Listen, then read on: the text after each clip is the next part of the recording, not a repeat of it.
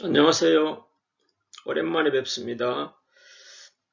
오늘은 천부경과 666에 관하여서 그리고 그 이야기가 창세기 1장 1절과 어떻게 연관되어지는지 거기에 얽혀져 있는 비밀 이야기를 오늘 같이 한번 나누어 보고자 합니다.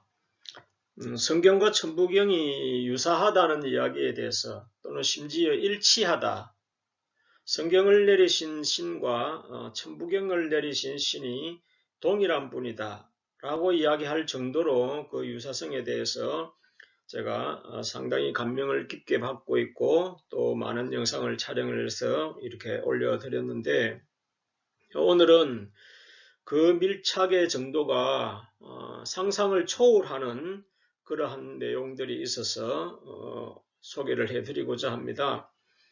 창세기 1장 1절이라는 것은 우리가 성경의 시작이죠. 성경의 시작, 창세기 1장 1절에 담겨져 있는 이 이야기 속에 천부경 사상과 또 창조주 하나님의 사상 정신이 어떻게 배어서 우리에게 지금까지 전수되어 왔는지, 그리고 지금까지 이런 천부경과 또 뭐 수비학과 이렇게 연결시켜서 말씀을 드릴 건데, 이러한 관점들은 아직도 한 번도 제시된 적이 없는 그런 이야기를 오늘 여러분들과 함께 나누고자 합니다. 재밌는 강의가 되기를 바라면서 시작하도록 하겠습니다. 자, 우리가 천부경은 81자의 숫자를 가지고 이 우주의 모든 삼라만상의 법칙과 원리들을 다 설명하고 있는 그러한 내용인 것은 우리가 잘 알고 있죠. 자, 그 시작을 우리가 일시, 무시, 일로 이렇게 시작을 해서 일종, 무종, 일로 끝이 나는 그런 이야기. 그리고 그 중심에는 6이라는 것이 구성이 준비가 이렇게 자리를 잡고 있는 입장이죠. 자, 이 6이 나오기 위해서는 대삼합 6, 그리고 6으로 인해서 생, 7, 8, 9의 이 오묘한 법칙이 연결되는데, 좌로도 우로도 그 중심에 6이라는 숫자가 자리 잡고 있는 것은 참으로 의미 깊은 이야기가 아닐 수 없습니다. 자, 그래서 성경에도 6이라는 숫자를 근거로 해가지고 666이라는 이 이야기가 기록되어져 있는데, 이 666이라는 이야기를 통해 가지고 상당히 이 온 세상에 666에 관련된 수많은 이야기들이 양산이 되어져 있는데, 사실은 그 원조는 성경에 있는 것이고 또 나아가서는 이 천부경에 담겨져 있는 정신이라 이렇게 말할 수가 있겠죠. 자, 이 천부경의 정신 중에서 666 이 외에도 다 모두가 다 관련이 되어 있는 것이기는 하지만, 특별히 이 6이 중심이기 때문에 이 중심 사상을 통해서 또 성경과 나아가서는 창세기 1장 1절과 어떤 연관성이 있는지를 오늘 같이 한번 살펴보고자 합니다. 자, 창세기 1장 1절. 우리가 성경을 우리가 수비학적으로 접근하는 노력을 하는 사람들은 상당히 많이 있습니다. 많이 있는데 잘 안 알려져 있죠. 잘 이렇게 인정을 해주지도 않고 뭐 조금 변방 취급을 하고 있는 그런 입장인데, 그래도 이런 부분에 대해서 상당히 깊은 연구를 하는 사람들이 많습니다. 그런 사람들의 연구 결과가 이렇게 연구 논문으로 이렇게 올라와 있어서 그것으로 인해 가지고 이 세상에 이제 알려지게 되었는데, 그런 부분들을 바탕으로 여러분들에게 소개를 해드리고자 합니다. 이런 부분들은 제가 연구해서 나온 결과가 아니라 연구해서 내놓은 이런 논문을 가지고 제가 말씀드리려는 거라는 것을 다시 말씀을 드리고, 또 이 이야기가 유튜브에도 보면 이 채널 여기 아랫부분에 있죠. 이 채널로 영상이 올라와 있습니다. 제가 이걸 보고 들어보고 너무 신비로워서 여러분들에게 지금 소개를 시켜드리는데, 직접 확인하고 싶은 분들은 이 채널에 들어가서 확인을 해보면 되겠습니다. 자, 여기에 있는 이분들은 기독교인들이 순수 기독교인들이기 때문에 그냥 그 자체에 담겨져 있는 의미를 소개만 하고 있을 뿐이거든요. 그래서 천부경이나 이런 사상에 대해서는 받아들이지 않는 사람들이기 때문에 단지 성경적인 입장에서 이러이러한 것이 있다는 것을 소개하는 입장이지만, 제가 이제 천부경을 접한 입장에서 이건 너무 천부경과 사상이 매치가 되고 아주 중요한 이야기인 것 같아서 그 매개체를 연결해서 이 세상에 알리는 것이 의미가 있겠다, 이렇게 생각을 해서 여러분들에게 소개하는 것임을 이해를 해 주시면 좋겠습니다. 자, 우선 히브리어, 성경의 창세기 1장 아니면 66권 전체가 구약으로서는 히브리어로 기록되어져 있다는 정도는 우리가 상식이죠. 신약은 헬라어로 기록되어져 있다는 것도 잘 알고 계실 겁니다.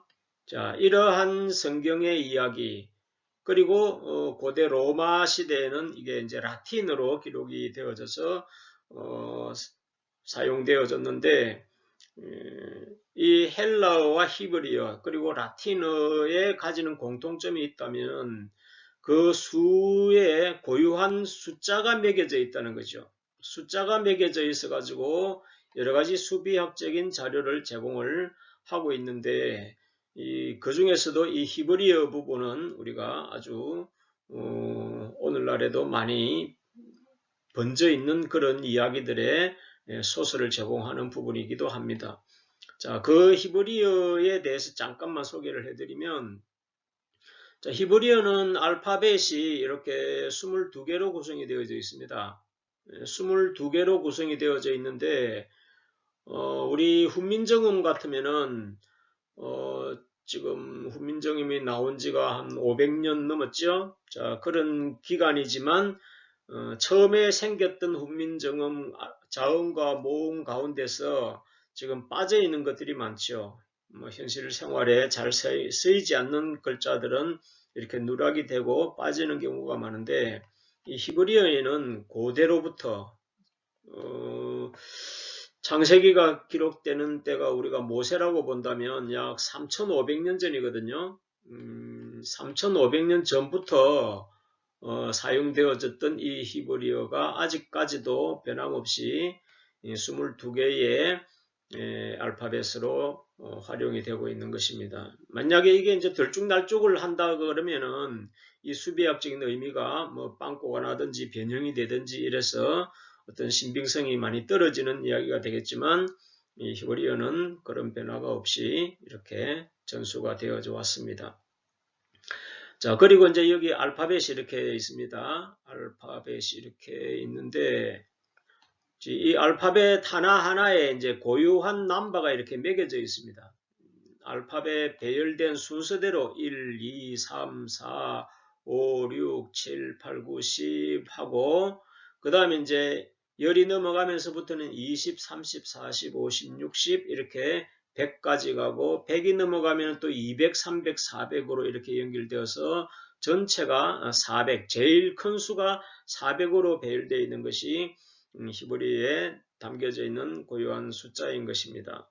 자, 이 어떤 단어든지 단어가 있으면은 그 단어 알파벳에 숫자가 다 있기 때문에 그 숫자를 조합을 하면 또 종합된 숫자도 이렇게 나오지요. 자, 이런 것들이 옛날 히브리어를 성경이나 이런 것들을 필사할 때 만약에 오자가 있다든지 또 누락된 게 있다든지 이러면은 이 숫자를 통해서 검산을 하기도 하고 확인을 하기도 하는 그런 용도로도 사용되었던 것이 이 숫자에 담긴 의미인데, 자, 그 이야기를 가지고 그러면 성경 전체는, 그러면 히브리어로 되어 있는 성경 전체는 모두가 숫자로 상관이 연결되어 있는 거겠죠. 그러면 그 수에 얽혀 있는 뭐 신비로운 이야기들이 있다면 또 얼마나 많은 이야기들이 있겠습니까? 자, 그런 이야기를 오늘 창세기 1장 1절을 가지고 소개를 해드리고자 합니다.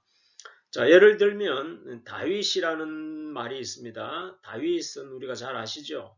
다윗이라는 스펠링은 이렇게 되어 있습니다.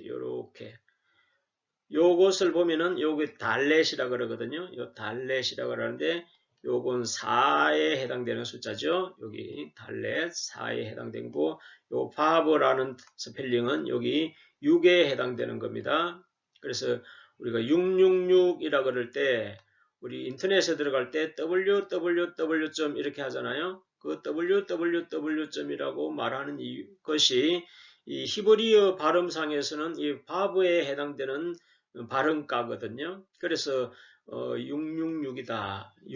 www.이 666이다. 이렇게 말하는 사람들이 있는데 그 근거가 바로 이런 이 숫자 때문에 그렇게 불려지고 있다는 것을 이해하시면 되겠습니다.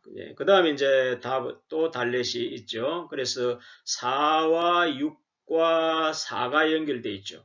합치면 뭐가 됩니까? 14라는 숫자가 나오죠. 자, 다윗을 상징하는 수값이 뭐라는 겁니까? 14라는 수값으로 이렇게 나타납니다.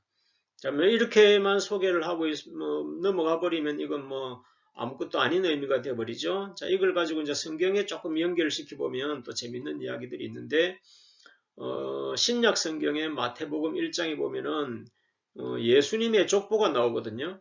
예수님의 족보가 나오는데 그 예수님의 족보가 아브라함에서부터 시작되죠. 아브라함과 다윗의 자손 예수 그리스도의 세계라 이렇게 기록이 되어져 있는데 여기에 다윗이 나오죠. 아브라함과 다윗의 자손 예수님의 세계다. 이렇게 소개를 하고 있는데 거기에 보면 재밌는 것이 아브라함부터 다윗 때까지가 14대요.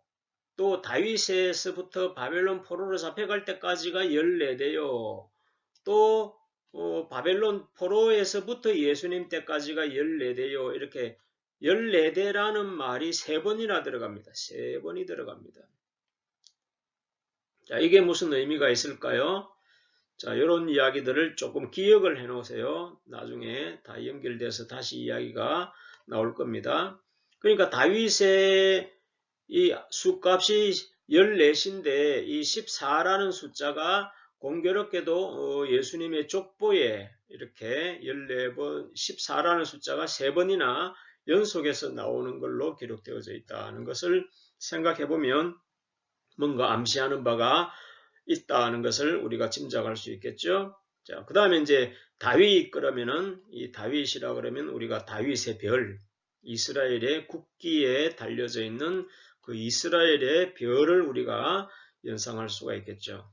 자, 이 이야기를 잘 마음에 담아 두시고 이야기를 진행하도록 하겠습니다. 자, 여기 보면 히브리어의 창세기 1장 1절이 기록되어져 있죠. 이제 읽는 발음 기호라든지 이런 것들이 이제 밑에 쭉 달려져 있는데, 자, 이런 것들은 여러분들이 참고하시기를 바라고 넘어가겠습니다. 자, 이제 본격적으로 한번 살펴봅시다. 자, 1장 1절에 여기 히브리어 문장이 이렇게 구성이 되어져 있습니다. 이렇게 구성이 되어져 있는데, 지금 읽고 뜻을 해석하고 이런 것은 큰 의미가 없으니까, 그냥 설명하고 넘어가겠습니다. 자, 요 1장 1절은 뭐예요? 시작이죠. 시작이다. 성경 66권이라는 그 방대한 대서사시의 기록의 시작이다 이 말이죠. 자, 우리나라 헌법으로 놓고 봅시다. 헌법으로 놓고 보면은 1장 1조에 해당되는 거죠. 대한민국은 민주공화국이다. 민주공화국이다 하고 이제 정체성을 딱 규정을 해놓고 선포하고 이 내용이 이어지죠. 그 이후의 이야기는 이 1장 1조의 성격을 유지하고 지켜가는데 필요한 세부적인 규율이다. 이렇게 이해를 하시면 되겠죠. 자, 마찬가지로 창세기 1장 1절은 66권의 성경을 시작하는 시작의 의미로 성경 66권이 담고 있는 사상과 정신과 가치와 목표나 이런 모든 것들을 함축하고 있는 내용이라고 우리가 짐작할 수가 있겠죠. 자, 우리가 내용으로는 태초에 하나님이 여기 in the beginning이라고 말하는 태초에라고 말하는 단어가 요것이고 하나님이 창조하셨다. 무엇을? 하늘과 땅을 창조하셨다. 이렇게 되어 있거든요. 그러니까 천지를 창조하셨다. 이 이야기로서 이제 1장이 시작되죠. 자, 이건 뭘 말하느냐면 창조주 하나님께서 이 우주 만물의 진정한 주인이시다. 창조주이시다. 주인이시다. 이런 것을 선포하고 가는 거죠. 자, 이 집은 누구 집이다. 이 재산은 누구 것이다. 이런 것을 함축하는 아주 중요한 선포가 되겠죠.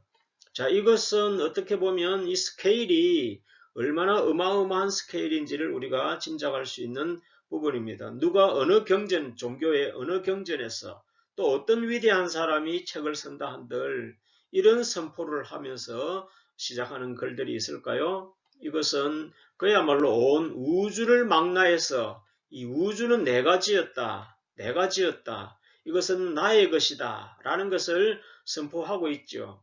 선포하고 있는데 이걸 인정하지 않는 사람들은 뭐 웃기고 있네 이렇게 말하겠지만 이것은 누가 인정을 해주든 안 해주든 간에 하나님께서 이 모든 우주 만물의 창조주이시고 주인이시다는 것을 선포하고 그리고 이걸 기록을 통해서 이 온 인류가 이 주인을 알아보고 주인 앞에 무릎을 꿇어서 주인이 주는 축복을 받으려고 겸손해야 된다는 겁니다. 우리가 뭐 돈벌이 하는데 뭐 한 달에 300만 원, 400만 원 월급 그걸 받으려고 종살이를 사장들에게 종살이를 얼마나 합니까? 그런 것에 비하면 우리의 영원한 주인이신 하나님께 충성을 하고 예를 다하는 것은 너무나 당연한 도리가 아닌가 이렇게 생각되는데 자, 그런 장엄한 스케일의 선포를 1장 1절에서 지금 하고 있는 겁니다. 자, 이 시작에서 이제 이 위대한 선포를 지금 하고 있는데 이 겉으로 나타나 있는 말뜻으로만 봐도 이건 참으로 큰 이야기죠. 그러니까 지금까지 우리 모든 기독교 세계가 이것을 그냥 문자적으로 나타나 있는 의미만 가지고 지금까지 신앙이 이어지고 있는 입장인데 오늘 이제 이 수비학적인 입장으로 보니까 야, 이 이야기 속에는 얼마나 많은 하나님의 의지와 신묘막측한 지혜와 그런 비밀들을 여기에 많이 담아 두셨는가 하는 것들을 보게 되면서 더 놀랄 수밖에 없는 그런 현실을 접하게 됩니다. 자, 모르면 뭐 그냥 넘어갈 이야기들이지만 그래서 아는 만큼 보인다 그러듯이 이렇게 분석해 들어가고 공부를 해 들어가면 그 신비로움이 더 여러분들에게 실감이 나리라 생각을 합니다. 자, 여기 이제 한번 들어가 보면은 자, 이 천지를 창조하셨다는 하나님의 선포를 이 한 문장으로 구성을 하는데 여기 단어가 있죠. 단어가요. 한 단어, 두 단어, 요 단어가 있는데 몇 단어를 가지고 사용했냐니까 7단어를 가지고 사용을 하고 있다는 것을 볼 수 있죠. 자, 한 문장을 길게 표현하면 단어가 얼마나 많겠습니까? 뭐 짧을 수도 있고 길 수도 있고 있겠지만은 자, 7단어로 완성을 했다. 자, 칠수.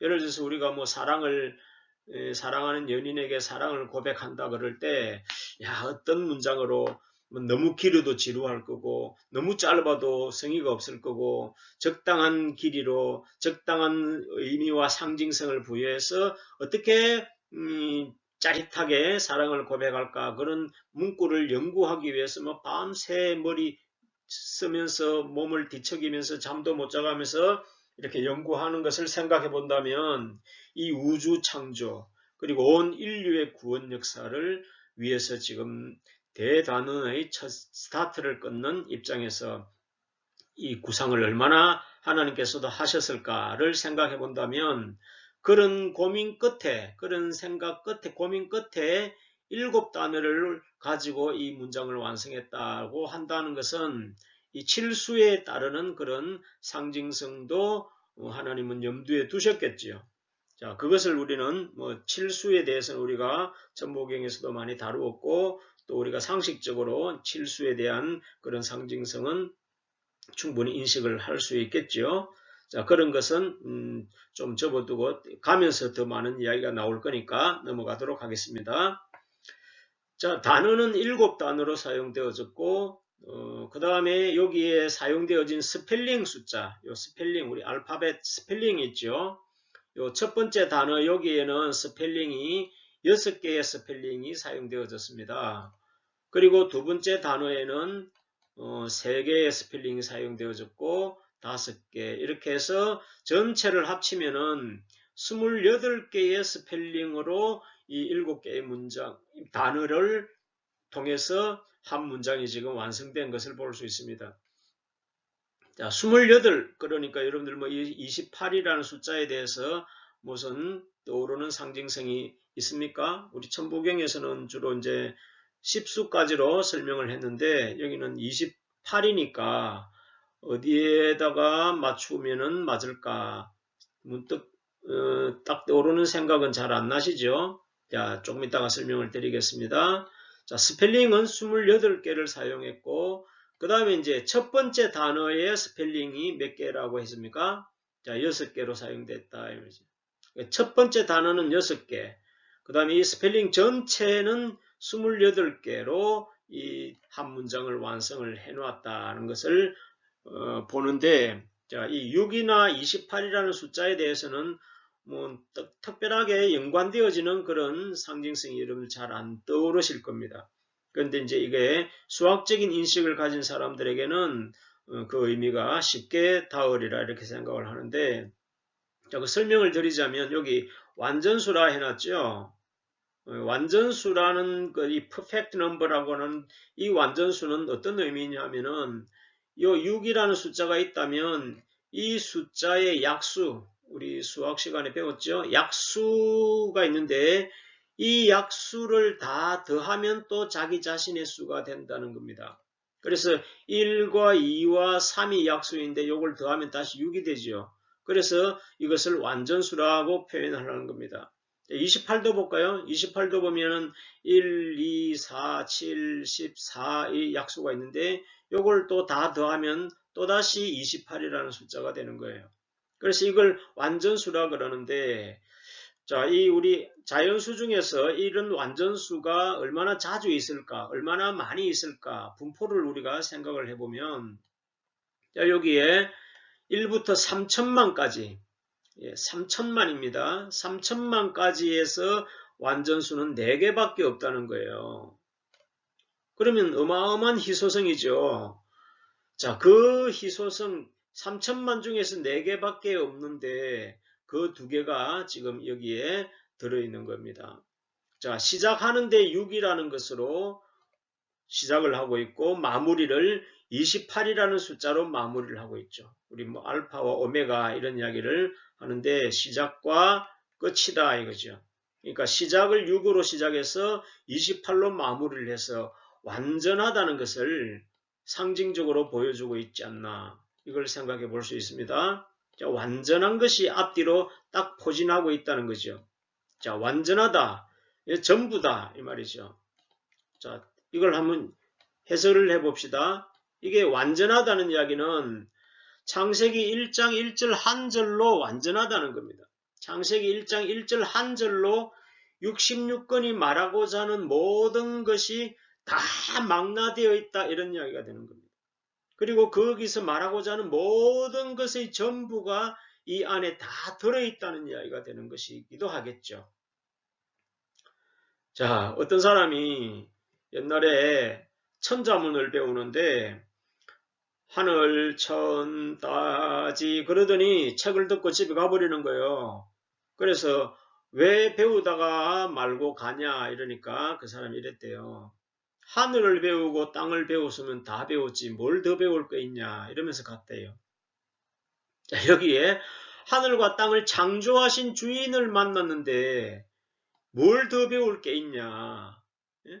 여러분들 뭐 돈 많은 빌 게이츠를 존경하기도 하고 저 중국에 보니까 우리 알리바바의 창시자인 마윈이라는 사람 그 마윈이 돈신이 돼가지고 그걸 막 초상화로 붙여놔놓고 막 절을 하고 숭배하고 막 복을 빌는 그런 인터넷에 보니까 사진도 나오는데 자, 우주를 창조하신 하나님에게는 어떤 경배를 드려야 거기에 합당한 경배가 될까를 우리가 생각을 해봐야 된다는 거죠.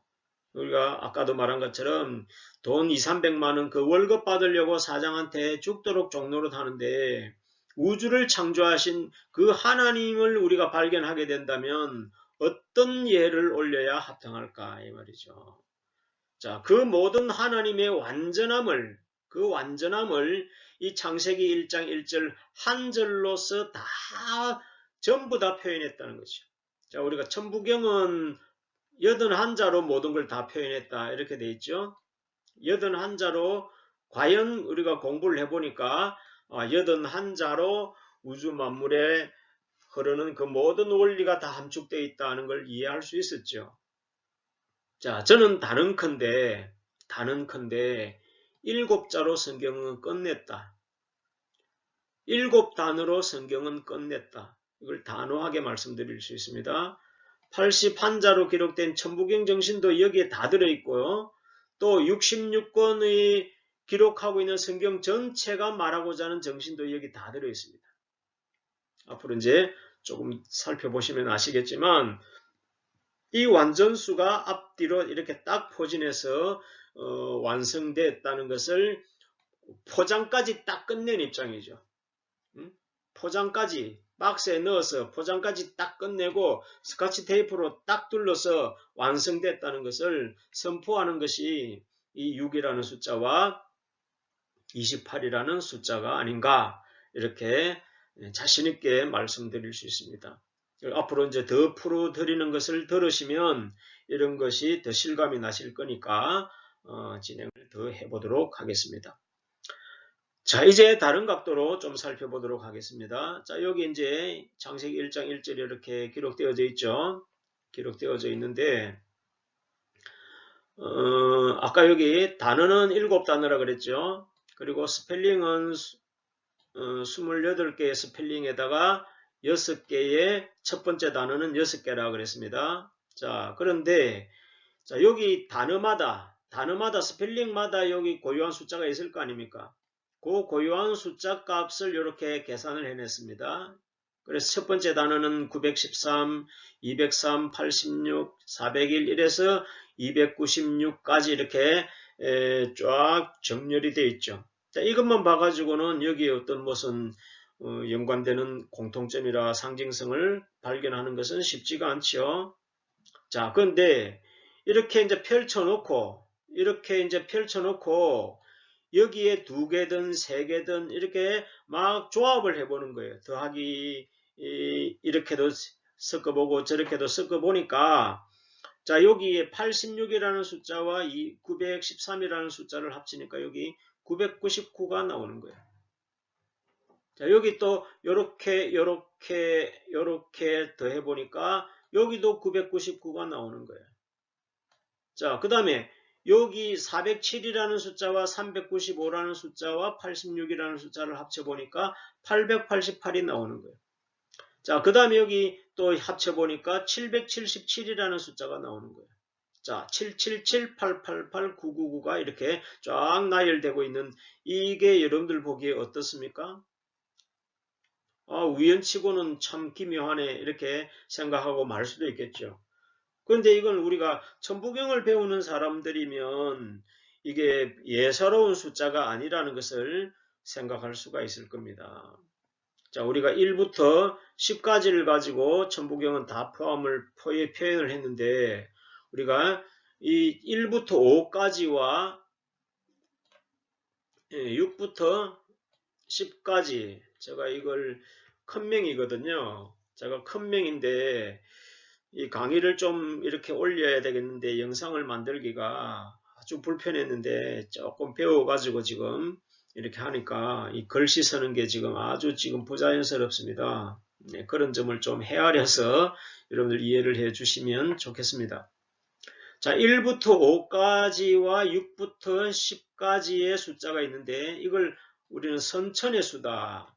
네? 이걸 선천의 수다 이렇게 표현하고 이건 후천의 수다 이렇게 표현을 한단 말이에요. 자, 그러면 여기에 7, 8, 9까지 있으니까 이건 선천의 수가 아닌 거죠. 후천의 수에 해당되는 거죠.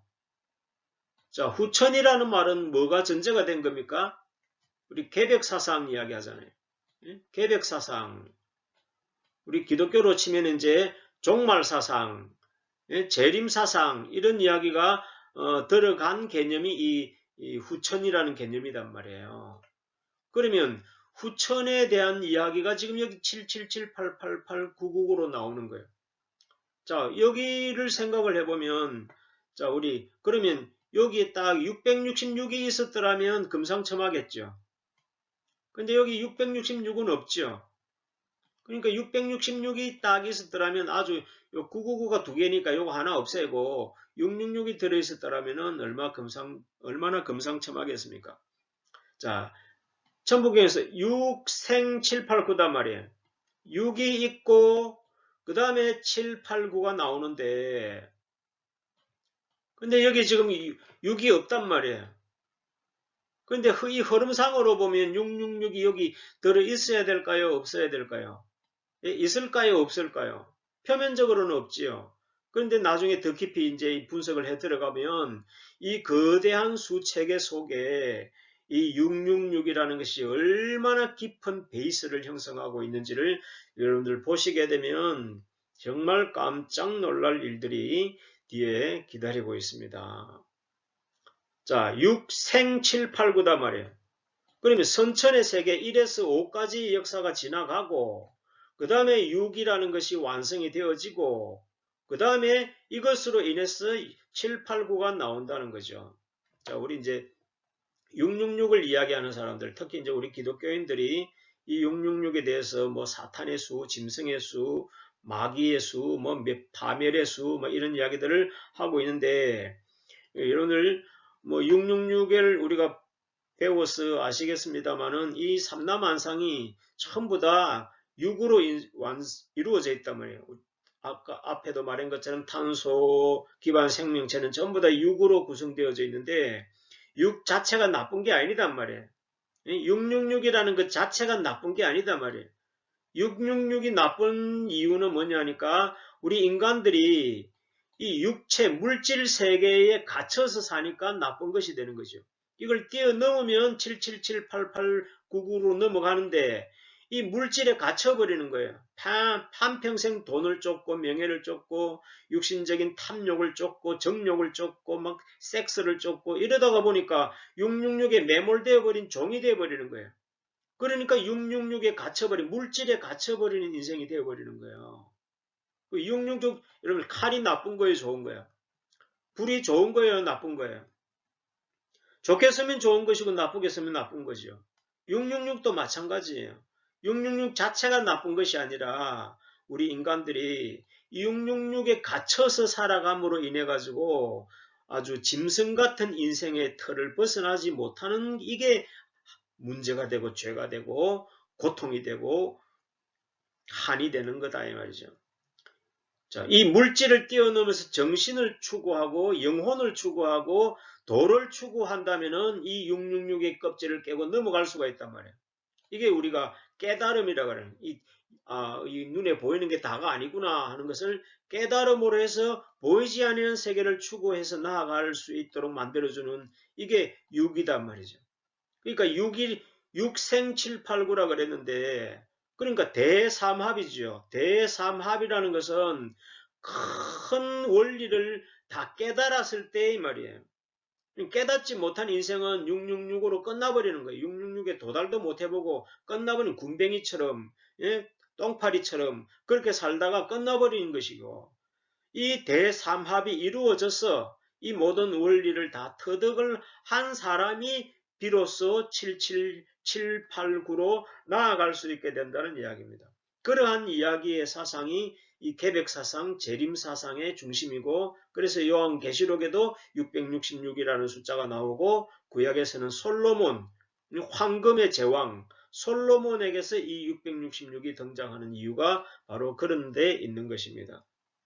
그러니까 666이라는 것 자체가 나쁜 것이 아니다는 거예요. 이것을 뛰어넘는 인생이 되느냐 아니면 여기에 깔려 죽는 인생이 되느냐 그 차이인데 지금 창세기 1장 1절에서 말하는 것들은 7, 8, 9로 여기 가득 차 있다는 것을 본다는 것은 이건 개벽 후에 짐승 같은 인생의 시대가 끝이 나고 신성을 구비한 신성을 입은 그런 인생들이 펼칠 미래를 이 창세기 1장 1절에서 예언하고 있다면 이 얼마나 놀라운 일입니까? 자, 이런 이야기를 이 100년 전에도 절대로 알 수 없었던 건데 이게 오늘날 근래에 와서 이게 다 드러나는 거예요. 우리 천부경도 마찬가지. 천부경 이 세상에 나온 게 지금 이제 100년 남짓 됐는데 마지막이 되니까 이 모든 것이 지금 나오는 것은 이 후천 시대를 열어가는 재료들이라는 것을 우리가 인식을 해야 되겠습니다. 종교적인 편견, 자기가 알고 있는 지식의 편견 이런 것들을 다 깨서요. 특별히 이 성경에 대한 어마어마한 편견들을 여러분을 깨지 않으시면은 진짜 진리라는 것을 도달할 수가 없습니다. 도달할 수가 없습니다. 누가 성경을 조작이라 그러고 남의 것을 빼겠다 그러고 이렇게 표절이라 그러고 이렇게 말합니까? 이런 걸 누구한테서 어디 걸 표절합니까?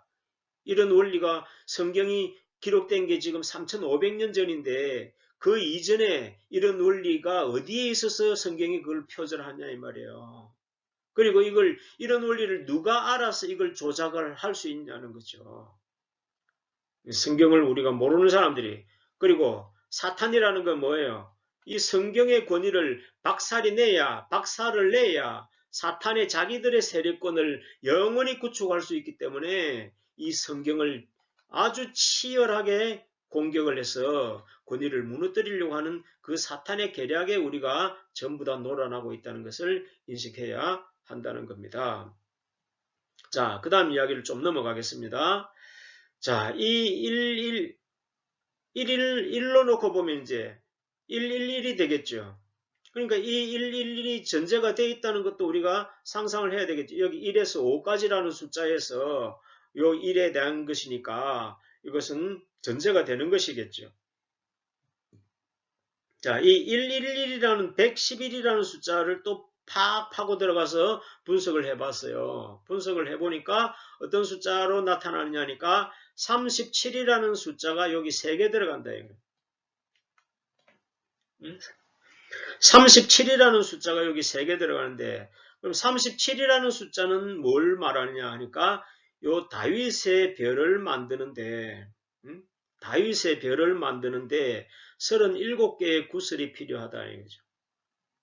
37개의 구슬이 들어가서 다윗의 별을 하나 완성을 시키는데 그게 3개가 들어가 있다는 것은 다윗의 별이 3개가 들어가 있는 것이 111이라는 거예요. 111이라는 거예요. 자, 이게 우연일까? 아까 다윗의 숫자 14라는 것도 3번 있었다 그랬죠. 이게 항상 3번부터 댕기는 거예요. 자, 여기도 지금 다윗의 별이 3개가 한 세트다. 이거 3개가 한 세트가 되어서 111을 구성하고 있다는 걸 볼 수가 있는 겁니다.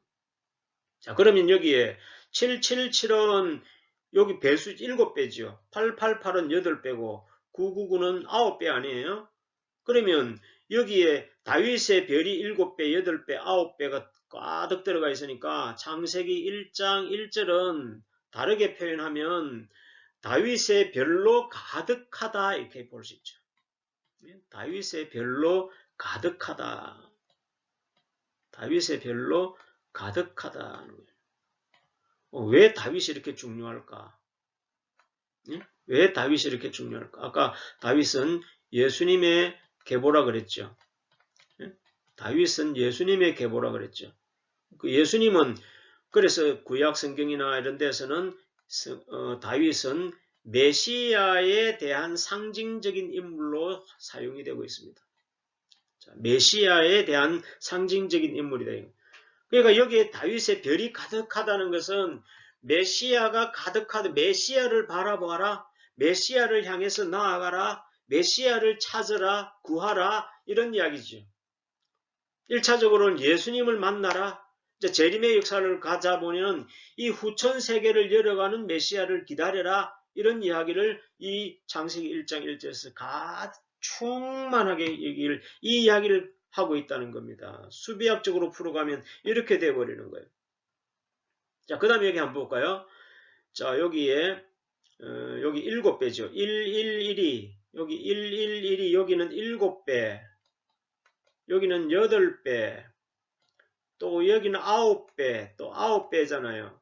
그러니까 여기가 15, 18이니까 요 다윗의 별이 지금 몇 개가 들어있습니까? 33개가 들어있는 거예요.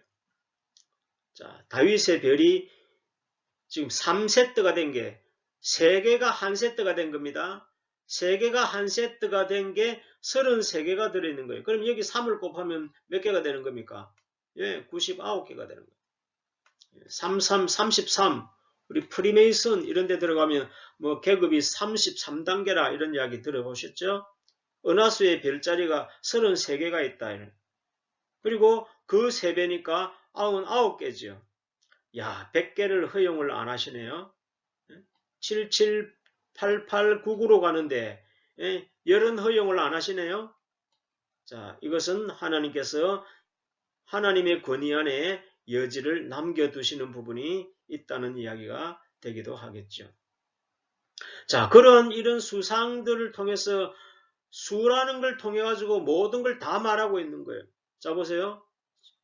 천부경에서는 일시무시일이다 이렇게 일시무시일이라고 표현하고 그 다음에 일종무종일이라고 표현을 하죠. 그럼 일시무시일 속에는 일종무종일이 들어가 있는 거예요. 자, 그러면 성경의 이 창세기 1장 1절의 이야기는 요한계시록의 이야기가 사실은 들어가 있는 거예요. 후천의 이야기가 들어가 있는 거예요. 자, 여기 하늘과 땅을 창조했다 이렇게 되어 있거든요.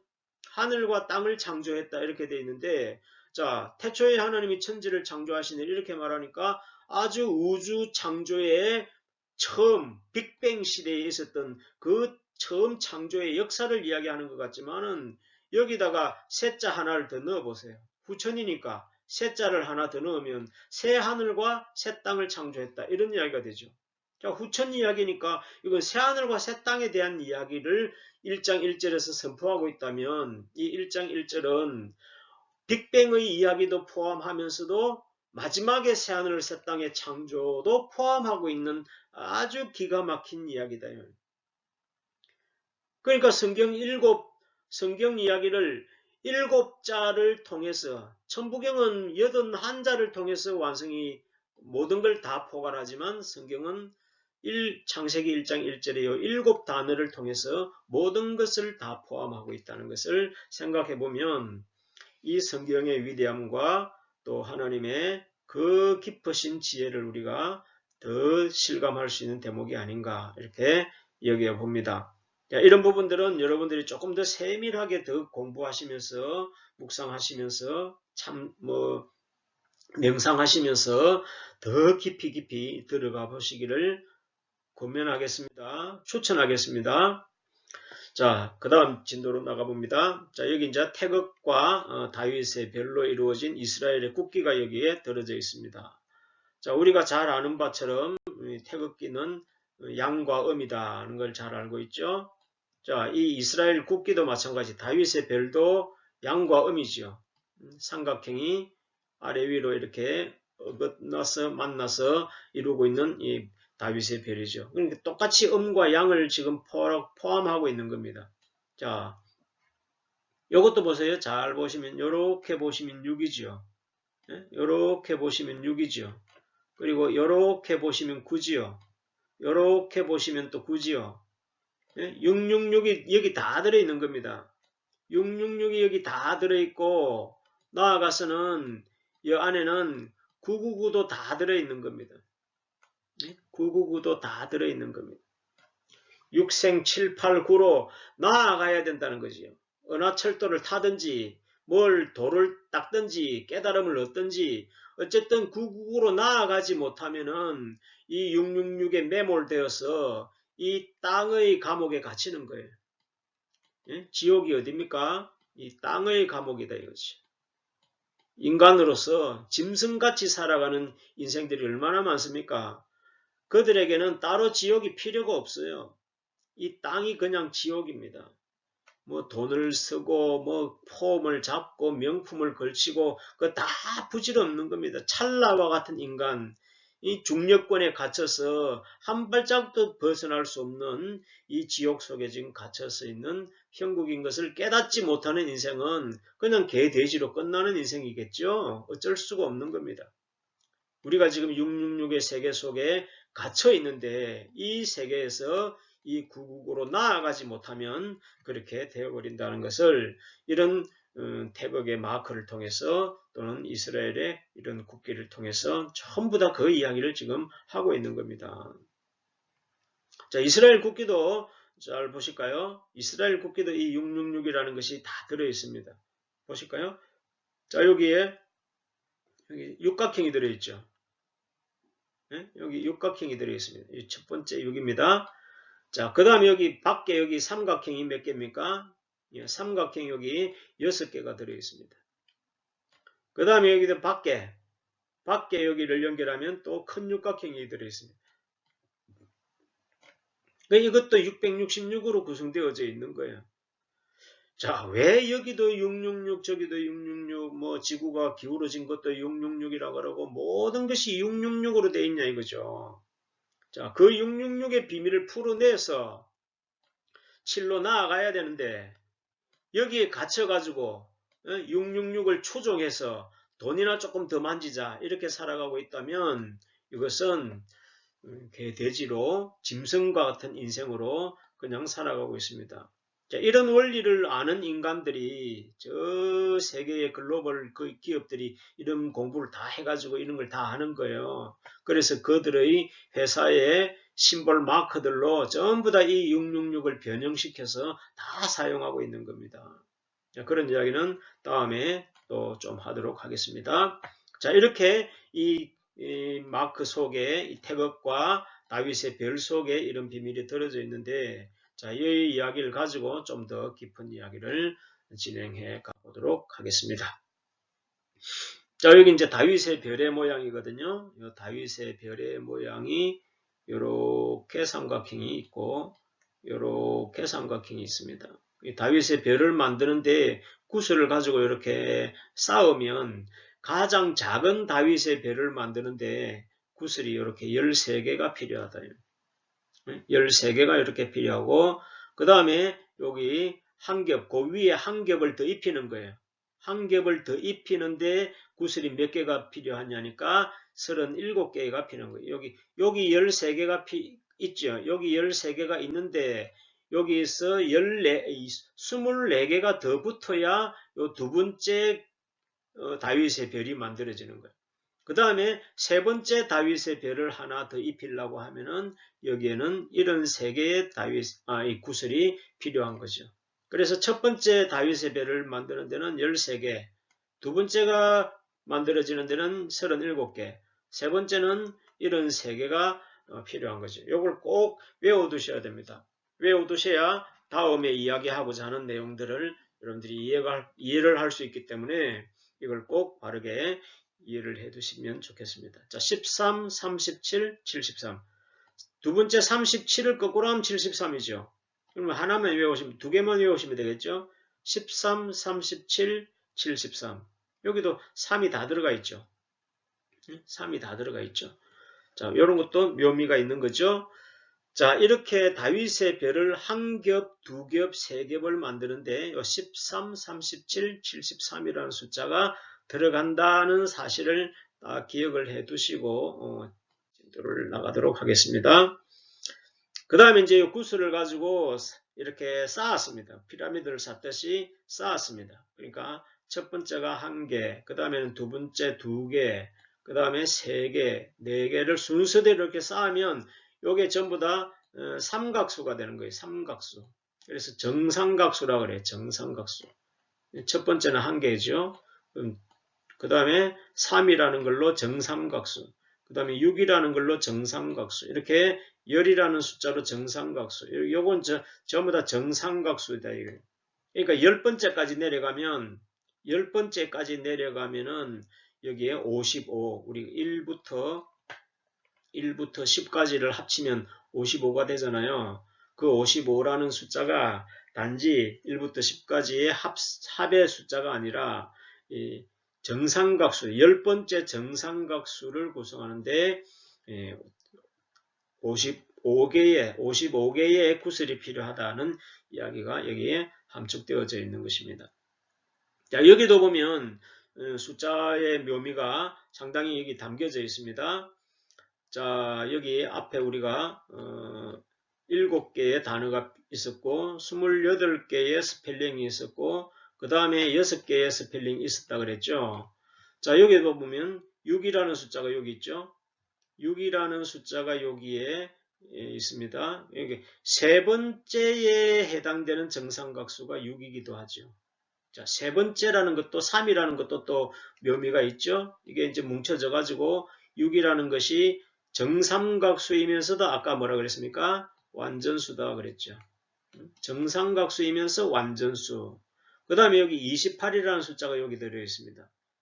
28이라는 숫자도 여기 정삼각수에 해당되는 거, 아까 또 완전수라 그랬죠. 근데 이것도 공교롭게 7번째 라인이다. 7번째 라인의 정삼각수다. 아까 단어 숫자가 몇 개라 그랬죠? 7개. 그러니까 앞에 나와 있는 숫자들이 전부 다 얽히고 설켜서 제2의 의미, 제3의 의미 이렇게 쫙 모두가 지금 섞여가지고 뭔가 하나의 큰 뜻을 향해서 조화를 이루고 있다는 것을 보신다면 이런 조합, 이런 질서, 이런 것이 과연 우연히 나올 수 있겠는가, 이런 것들을 우리가 좀 생각을 해볼 필요가 있습니다. 이걸 만약에 하나님의 지혜로 이렇게 구성을 하셨다면 이건 정말 놀라운 내용이 아닌가, 이런 부분들에 우리가 좀 주목을 했으면 좋겠습니다. 자, 그 다음에 이제 여기 조금 더 추가를 해보면 여기 10번째까지가 55번이라고 그랬죠. 자, 그 다음에 이제 11번째를 가보세요. 그러면 여기 11을 더하면 뭐가 됩니까? 예, 66이 됩니다. 그러면 66이라는 숫자도 정삼각수였군요. 이렇게 되죠. 자, 성경은 66권이죠. 성경은 66권인데 알고 보니까 66이라는 숫자도 정삼각수였군요. 이렇게 되죠. 자, 그러면 오늘의 돌발 퀴즈를 하나 내겠습니다. 자, 그러면 666이라는 숫자는 정삼각수일까요? 아닐까요? 자, 답은 50%입니다. Yes와 No니까. 자, 666이라는 숫자는 정삼각수일까요? 아닐까요? 그럼 이런 흐름으로 봤을 때 정삼각수여야 할까요? 아니어야 할까요? 자, 이걸 또 하려 그러면, 알아마시려 그러면 전자계산기를 가지고 부지런히 눌러야 되겠죠. 뭐 12개, 13개 이렇게 계속 눌러 가다가 보면 뭐 맞으면 나올 거고 아니면 넘어가든지 모질하든지 그러겠죠. 자, 이것을 알아맞히는 분에게는 오늘 강의의 수강료를 받지 않겠습니다. 반갑습니까? 기쁘십니까? 자, 이 강의를 들으시면 여기 이제 정답이 다 나올 거니까 직접 계산을 안 해보셔도 답을 알 수가 있을 것입니다. 자, 이런 의미들이 이 수라는 질서 속에 참으로 신묘한 질서들이 많이 감추어져 있다는 것. 우리가 뭐 먹고 산다고 이런 것에 관심이 없이 살아왔지만 이렇게 알아보니까 아는 만큼 보인다고, 이런 것들을 알아보니까 너무나 놀래 자빠질 일들이 많다는 것을 우리가 볼 수가 있죠. 자, 이런 묘미를 좀 느껴가면서 돈 세는 재미도 있어야 되겠지만 이런 묘미를 깨달아가는 즐거움, 기쁘지 아니한가, 하기 시습지면 기쁘지 아니한가, 이렇게 말하듯이 그런 기쁨을 좀 맛보고 살아갈 수 있으면 좋겠습니다. 자, 그 다음에 이제 이 1장 1절에 이 단어바다에 숫자 합산이 다 있었죠. 아까 777, 888, 999를 만들었던 그 숫자들이죠. 이 숫자들을 전체를 다 합친 거예요. 전체를 다 합치니까 2701이 되는 거예요.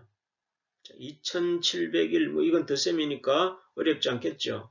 2701이라는 숫자인데, 자, 그러면 이 1이라는 숫자는 어떤 상징성을 띠고 있을까? 자, 우선은 이 정삼각수에 들어가는 숫자일까 안 들어가는 숫자일까? 여기 답이 있죠, 그죠? 정삼각수이기 때문에 이 그림을 그려놓은 거 아니겠습니까? 자, 몇 번째 정삼각수냐니까 73번째의 정삼각수더라.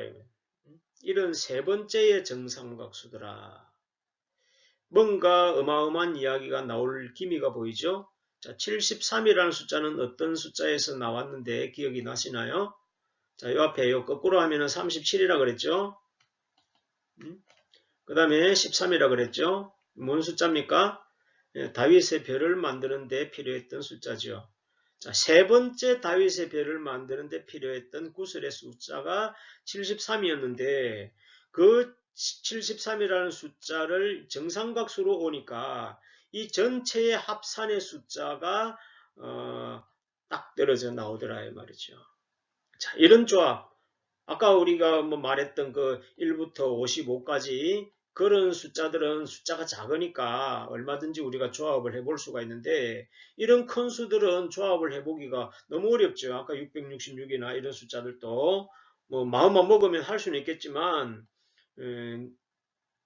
예지간한 집중력이 아니면 고집이 아니면 누가 이런 짓을 하고 있겠습니까? 자, 이 2701이라는 숫자가 정삼각수더라.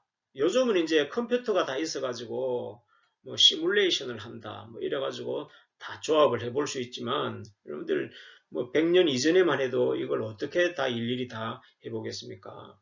자, 그런 입장에서 본다면 이런 비밀도 이 시대가 아니면은 나타날 수가 없는 거죠. 저 우리 은하계가 은하의 비밀들, 천문의 비밀들이 저 허블 망원경이 올라가기 전에는 어떻게 알았겠습니까? 이 허블 망원경이 올라가니까 천문의 모든 비밀들을 우리가 접근할 수가 있듯이 컴퓨터가 나오지 않았더라면 이런 조합을 우리 시뮬레이션을 어떻게 해보겠습니까? 그러니까 이 마지막 시대에는 모든 분야의 감추어져 있던 신묘막측한 비밀들이 이제는 다 분야별을 연구를 하는 사람들에 의해서 다 덜추어지는 이런 시대를 지금 우리가 살고 있는 겁니다. 그런 것이 또 오늘날 유튜브에 막 무한정 쏟아져 나오죠. 옛날 같으면 이런 공부하려고 그러면 얼마나 돈이 많이 들겠습니까? 그러나 지금은 방 안에서 클릭 하나로 모든 것을 가질 수 있으니까 이런 시대를 주신 것도 이 개벽의 시대, 후천의 시대를 열어가는 데는 필수적인 사안이 아닌가 이런 생각을 해봅니다. 자, 여기 얽혀져 있는 이야기는 이제 다음으로 미루도록 하고 오늘은 여기까지 강의하는 걸로 매듭을 짓겠습니다. 자, 마무리를 좀 하겠습니다. 자, 여러분들 성경은 오늘 기독교를 폄훼하고 비방하는 사람들 또 이런 도를 공부하고 마음 공부하는 이런 사람들조차도 아주 성경을 아주 개차반으로 여기고 우습게 여기는 사람들이 많습니다. 왜 그렇게 여기느냐? 이 성경은 조작이다 이거죠. 어느 누군가에 의해서 조작이 됐다. 그리고 온갖 세계의 종교, 철학, 신화 이런 데서 나오는 것들을 표절했다. 이런 이야기가 난무해가지고 성경을 아주 우습게 여기는 것이 뭐 대단한 성취를 이룬 사람처럼 이렇게 헛세를 부리고 이런 것이 오늘날의 시대적인 풍토인데 무식하면 용감하다고 우리가 이렇게 조금 살펴보니까 성경은 이렇게 누구에 의해서 조작될 수 있는 그런 것도 아니고 뭘 표절할 만큼 성경보다 더 뛰어난 어떤 글이나 문장이 있는 것도 아니라는 것을 3500년 전에 어떻게 이런 이야기를 말했겠으며 히브리어 단어라는 것이 언제부터 나왔는데 그럼 그때부터 조작을 했다는 이야기냐 이거죠. 잘 깊이 생각해 보시죠. 여러분들 진리라는 것은 편견이 없어야 되지. 진리를 하는 데 있어서 딱 자기 편견을 가지고 지 라인에 지 잣대에 안 맞으면 다 갖다 버리는 그런 좁아 터진 왜곡된 마음 가지고는 진리를 절대로 추구할 수 없습니다. 진리를 추구하지 못하면요 어떻게 될까요? 666에 갇혀서 살아야죠. 어떡하겠습니까? 이 진리를 깨달아야 777로 나아가는데 진리도 아직 못 깨달아서 산에 가서 뭐 솔잎 먹는다고 해결되는 것도 아니고 차크라를 돌린다고 이게 해결될 일이 아니단 말이에요. 먼저는 참된 이치를 먼저 깨달아야죠. 여러분들 과학에 있어서 이론이 있잖아요. 과학적인 이론이 먼저 맞아야 그 이론에 입각해서 실험을 하면 결과가 나오는 거지. 이론이 잘못되어 있는데 아무리 실험을 하면 거기에서 무슨 과학적인 진리를 발표할 수 있겠습니까? 찾을 수 있겠습니까? 먼저는 이 진리를, 이치를 객관적으로 편견 없이 내가 좋아한다, 싫어한다 이런 편견 없이 객관적인 마음에서 진리를 추구하는 마음이 갖추어지지 않으면은 진리에는 여러분들 접근 불가입니다. 접근 불가. 여러분 이 성경이 지금 이런 이야기들을 과연 누가 이런 조작을 할 능력이나 있을까요? 그리고 이걸 표절했다면 어디에서 이런 것들을 표절할 수 있냐 이거죠. 이거보다 더 뛰어난 게 어디 있습니까? 예수님을 뭐 부처한테서 배웠다. 인도에 가서 부처한테서 배웠다 이러는데 예수님이 하시는 이야기는 부처가 한 이야기들이 아닌데 어떻게 부처한테서 배웠다고 하냐 이거죠. 이런 것들은 이런 지혜들은 창조주 DNA를 만들고 양자역학의 세계를 만드신 창조주가 아니면은 절대로 내놓을 수 없는 이 지혜의 산물이다 이 말이죠. 창조주의 산물이라는 것을 좀 겸허하게 인정을 하고 무릎을 꿇고 창조주 앞에 뻣뻣하면 어떻게 신의 인도를 받을 수가 있겠습니까? 그리고 신의 세계로 나아가기 위해서 우리가 도를 닦고 진리를 추구하는 건데 이런 진리를 알지 못한 채 또 알아도 외면하고 자기 고집으로 외면하고 이런 사람들이 어떻게 이 진리에 도달할 수가 있겠습니까? 자, 오늘은 여기까지로 하고 다음에 더 심오한 이야기들을 가지고 찾아뵙도록 하겠습니다. 감사합니다.